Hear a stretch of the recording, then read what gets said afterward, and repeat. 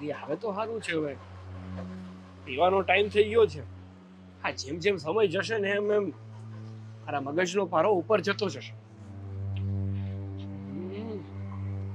હા, આવી ગયા. અરે આવો આવો.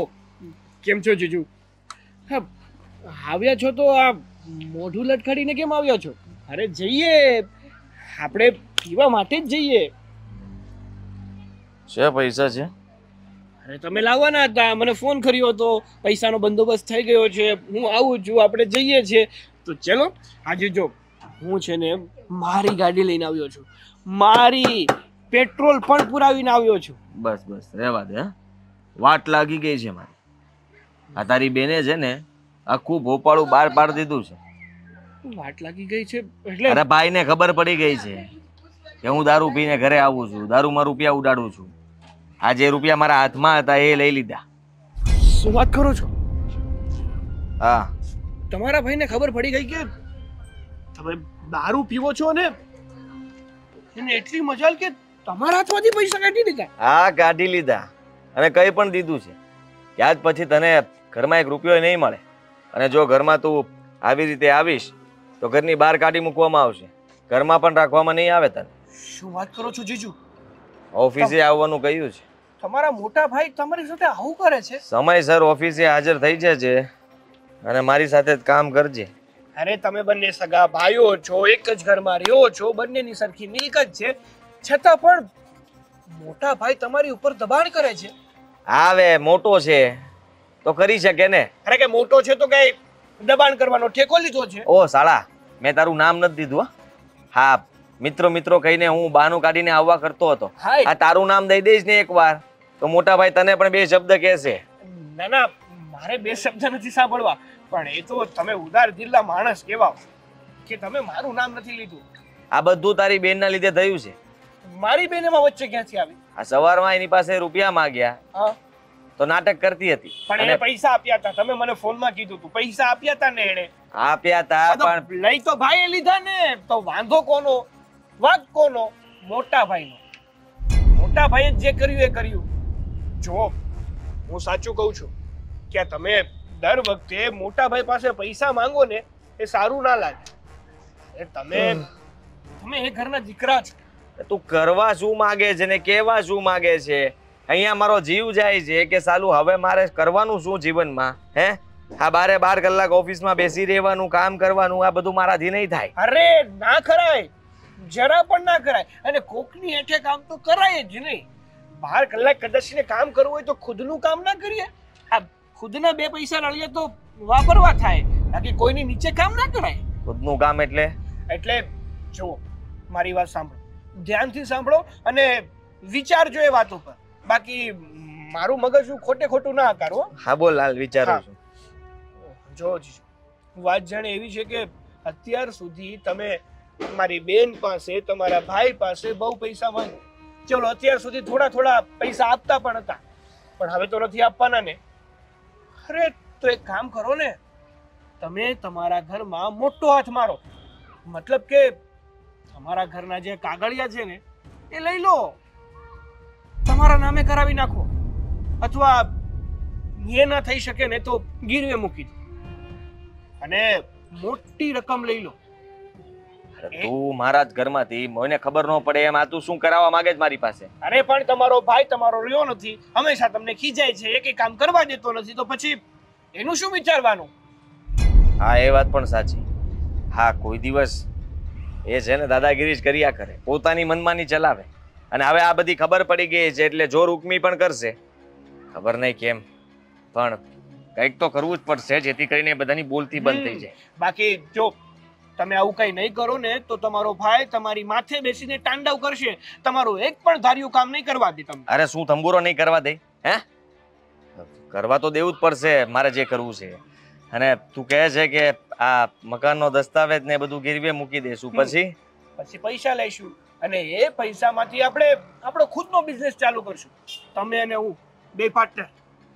અને બિઝનેસ એવો ચાલશે કે ચાલશે કે ચાલશે? અરે ચાલશે ચાલશે. અરે પૈસાનો વરસાદ થશે, પછી આપણા પૈસા, આપણા ખીચામાં પૈસા, જ્યારે જુઓ ત્યારે ખીચામાંથી વાપરી શકો, ગમે તે વસ્તુ લઈ શકો, ગમે ત્યારે પી શકો.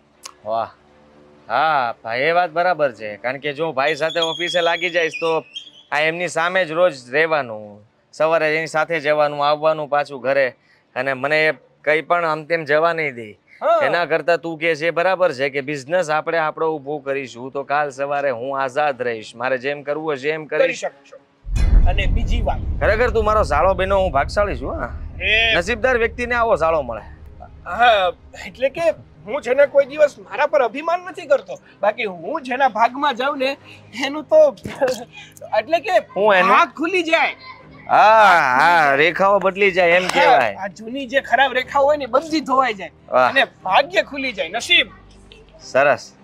તો ચાલ હું કંઈક તૈયારી કરું, પ્લાન બનાવીને પછી તને કહું. હા હા, ભલે. હા, તો આજનું શું છે અત્યારે? કાંઈ તું થોડું ઘણું પૈસા વાપરે છો, આપણે થોડુંક લગાવીએ. નથી જે હતું એ આમાં નાખી દીધું. મને એમ કે તમે ફોન કર્યો તો આમાંથી કાઢી નાખ, આ વેચી મારીએ ને પછી. અરે ફાટી ગઈ છે, છેલ્લું ખાવા પીવાનું વધ્યું છે. ભાઈ હવે અરે આપણે ધંધો કરવાનો છે ને. પણ હવે આને ગીરવી મૂકી દઈએ ને અત્યારે. ને આને કોણ ગીરવે લે? આ હાલ જો આ ચાલે કમ અને ઊભે વધારે નો કોઈ લે આને. તમે આપણે જે પ્લાન કર્યો છે ને એની ઉપર કામ કરો. હા, સારું, ચાલ હું કંઈક વિચારું. હા,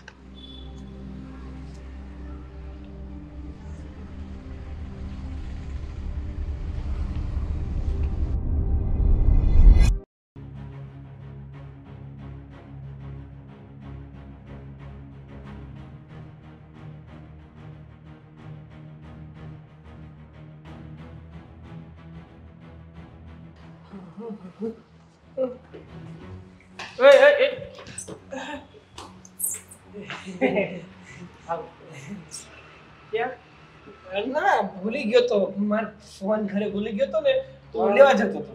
હાલો આઈને લઈ લેવું. હો, આવો નીચે આવો. કે ઉપર જવું છે? ના ના, નીચે નીચે.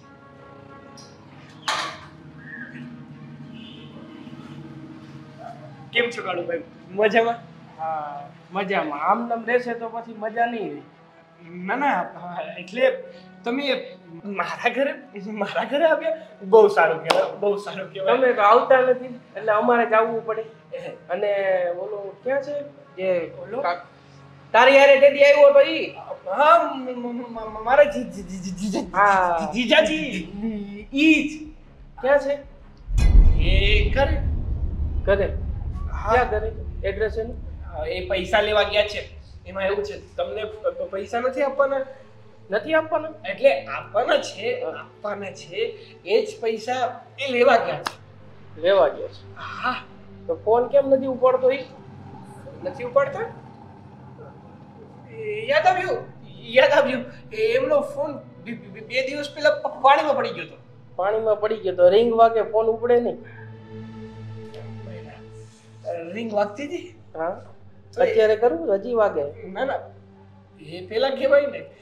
ના ના, એટલે કહેવાય એવું માંગુ છું કે એમનો ફોન પાણીમાં પડી ગયો હતો, પછી રિપેરિંગમાં આવ્યો હતો, એટલે પછી રિંગ વાગતી હશે. ઈ કઈ મારો પ્રશ્ન નથી, બરોબર? મારે મારા પૈસા જોઈએ. એ રિંગ વાગે ના વાગે, આ છે તે છે, જે હોય. મેં તમને પહેલા જ કીધું હતું કે મારે પૈસા મારા ટાઈમે જોઈએ, નકર હું કેવો માણસ છું તમને ખબર જ છે, બરોબર? કાળુભાઈ, તમને કોણ ના ઓળખે? તમને તો અમે બહુ સારી રીતે ઓળખીએ છીએ, પણ એમાં એવું છે ને કે અમે પૈસા ધંધા કરવા માટે તો લીધા હતા, પણ જે ધંધો કર્યો એમાં સફળતા ના મળી, એમાં ઈ મારો પ્રશ્ન નથી, બરોબર? તે ધંધા કરવા માટે લીધો કે જેના માટે લીધો હોય, મેં તને પૈસા આપ્યા હતા, વાયદો આપ્યો તો વાયદો તું 2 વાર વાયદો ચૂકી ગયો છો, આ છેલ્લો વાયદો છે, બરોબર? હા, ગમે ત્યાંથી પૈસા તમે બે થઈને કરીને મને દ્યો. પૈસા તો હું કરી દઈશ, મતલબ મારા જીજાજી કરી જ દેશે, અને એ પૈસા કરવા જ ગયા છે, પણ હમણાં મંદીનો માહોલ છે એટલે પૈસા થાય એમ નથી. એ ભાઈ, એ મંદી બંદી તેજી મારે કઈ ના લાગે, બરોબર? મારે મારા પૈસા જોઈએ એટલે જોઈએ. હા, સારું, આપી દઈશું ને. ક્યાં તમારા પૈસા લઈને જતા રહેવાના?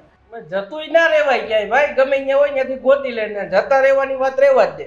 એ તારે જે હોય તું હાલ મારા ભેગો, તારા જીજાજીનું ઘર બતાય મને, એટલે બસ પૈસા કેમ કાઢવા એ હું કાઢ લઈ મારી રીતના. અરે પણ તમને આપી દેશે કીધું તો ખરું. ઈ મારે નથી જોવાનું. તને કીધું ને અત્યારે મારા ભેગવા લાગ. પણ જો ભાઈ આવું સારું ના લાગે. હું અને મારા જીજાજી બે મળીને પૈસા આપી જશું. ઈ મારે કાઈ નહીં. હાલે. અરે પણ હાલો. ભાઈ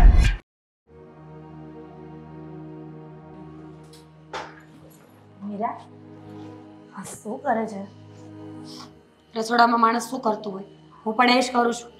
મીરા કેમ આવું બોલે છે વાંકું? મેં તો તને સીધી રીતે પૂછ્યું ને કે શું કરે છે. કહ્યું તો ખરા કે રસોડામાં શું કરવાનું હોય, કામ કરવાનું હોય તો કામ જ કરું છું. અરે એમાં એવું છે ને કે હું ફ્રી છું તો મને એમ થયું કે તને મદદ કરાવું એટલા માટે આવી હતી. ભાભી તમારી મદદની મારે કોઈ જરૂર નથી, હું કરી લઈશ. તમે જઈ શકો છો અહીંયા. સાથે સાથે એક વાત પૂછવા પણ આવી છું. પૂછો. મીરા હમણાંથી અમારા દિયર સૂનમૂન બેઠા હોય અને કોઈની સાથે કંઈ વાત નથી કરતા. કંઈ પ્રોબ્લેમ છે એમને? કંઈ તકલીફ છે શરીરમાં? તમે તકલીફ છો અત્યારે એમની? હું તકલીફ છું? હા શું બોલે છે તું? સીધો જવાબ આપીશ કે પછી આવી રીતે વાંકો તેડો જ આપીશ જવાબ? ભાભી બહુ દિયર કરીને પૈસા આપતા હતા ને, કેટલી વખત ના પાડી કે પૈસા ન આપો. તમારા પૈસા એને આડી લતે ચડાવી રહ્યા છે પણ નહીં, તમે મારી એક વાત ન માની અને તમારો દિયર બગડીને ધૂળ થઈ ગયો. અત્યારે તમે પૈસા આપવાનું બંધ કર્યું છે ને એટલે ટેન્શનમાં હોય છે. કોની ટોપી કોને પહેરાવી એ વિચાર કરતા હોય છે 24 કલાક. મીરા પોતાના પતિ વિશે આવું વિચારતા તને સેજે એમ સંકોચ નથી થતો? અને સંકોચ થાય? ખોટું કરે છે તો કહું છું ને. શું ખોટું કર્યું? અને તું એમ કહે છે કે મેં બગાડ્યો મારા દિયરને? તો જો મારો દીકરો હોત તો હવે તો લાડ કોરથી એને હું ઉછેર જ નહીં. હા તમારો દીકરો હોત તો પણ તમે એને દારૂ પીવા માટે મોકલત ને, ડ્રિંક કરવા મોકલત, પાર્ટીઓ કરવા મોકલત અને છોકરીઓ સાથે ફરવાની પણ છૂટ જ આપત ને. છોકરીઓ સાથે ફરવાનું? તું બધા ખોટા આરોપ નાખી રહી છે આદિભાઈ પર. મને શું ફેર પડે? એને જે કરવું એ કરે. અને હું શું કામ ખોટા આરોપ નાખું એના પર? એ કે મારા દુશ્મન નથી, પતિ છે મારા. પણ જે સાચું છે એને એ કહું છું અને સાચું સાંભળવાની હિંમત હોય ને તો જ અહીંયા ઊભા રહેજો, નહીંતર તમે જઈ શકો છો. મીરા બસ હવે બોલવાની લિમિટ રાખ. આ ઘરમાં ને ઘરમાં તું આવી રીતના કરીશ તો ક્યાં સુધી ગાડું ચાલશે? અને મને એમ હતું કે આદિભાઈ થોડા દિવસ દારૂ પીશે પછી અમુક સમય સુધરી જશે, પણ મને નહોતી ખબર કે એમને આ લત લાગી જશે. હવે શું? હવે તો લત લાગી ગઈ ને. આ તમે 2 દિવસથી પૈસા નથી આપતા ને એટલે ટેન્શનમાં ફરે છે કે પૈસાનો ઇંતજામ ક્યાંથી કરવો, ઘરમાંથી શું વસ્તુ વેચું તો મને પૈસા મળી જાય. કાલે મારું મંગળસૂત્ર પણ માંગ્યું હતું પણ મેં ચોખ્ખી ના પાડી કે હું તમારો કોઈ સપોર્ટ નહીં કરું. હશે હવે નહીં સપોર્ટ કરતી બસ. અને તને એમ છે ને કે મારા પૈસા આપવાથી અમારા આદિભાઈ બગડી ગયા છે? હા ઓબ્વિયસલી બગડી રહ્યા છે, બગડી ગયા છે. હવે એમની પાસે દારૂ અને જુગાર સિવાય, સટ્ટો રમવા સિવાય, બહાર રખડવા સિવાયના બીજા કોઈ સારા કામ તો છે જ નહીં. તારા જેઠ પણ મને સમજાવતા હતા કે તું જ બગાડી રહી છે તારા દિયરને. પણ મીરા થોડોક સમય આપને એમને સુધરવાનો. હું ક્યાં ના પાડું છું? આખી જિંદગી એમની પાસે પડી છે ને સુધરવું હોય તો. અને સુધરવું ક્યારે પડે? જ્યારે માણસ બગડેલો હોય ત્યારે. શરૂઆતથી ધ્યાન રાખ્યું હોય તો આપણી હરકતો, આપણી આદતો, આપણા કામ બધા કંટ્રોલમાં રાખીએ ને તો છેલ્લે આવું ન થાય. મીરા મારા નસીબમાં સંતાન સુખ નથી એટલા માટે મેં મારા દિયરને મારા દીકરાની જેમ રાખ્યો. એટલા માટે મારો પ્રેમ આંધળો થઈ ગયો હતો. અને ભાભી પ્રત્યે દિયરનો નહીં પણ એક મા પ્રત્યે જે દીકરાનો હોય ને એ રીતે. પણ મને નહોતી ખબર કે સમય જતાં આટલું બધું થઈ જશે ઘરમાં. પણ મને ભગવાન પર વિશ્વાસ છે. મારા દિયર આજે નહીં તો કાલે સુધરી તો જશે. ભગવાન સૌ સારા વાના કરશે. તું થોડોક સમય ધીરજ રાખ. રાખી છે ને અને હજુ પણ રાખીશ, કારણ કે મારી પાસે બીજું કોઈ ઓપ્શન નથી ભાભી. હું ઘરે પણ નથી જઈ શકું એમ, પણ અહીંયા રહેવું મને પસંદ નથી. મારો જ પતિ મારો નથી. એની હરકતો છે ને એ મને સહેજે ગમતી નથી. હજુ પણ સમય છે ભાભી, સમજાવીને આદિત્યને પાછા વાળી લો. ને તો કાલ સવારે એવું ન થાય કે ડિવોર્સ પણ થઈ જાય ને તમારો દેર રસ્તા પર રખડતો થઈ જાય. ના ના એવું ક્યારેય ઈચ્છતી નથી કે તારા અને આદિભાઈના ડિવોર્સ થાય.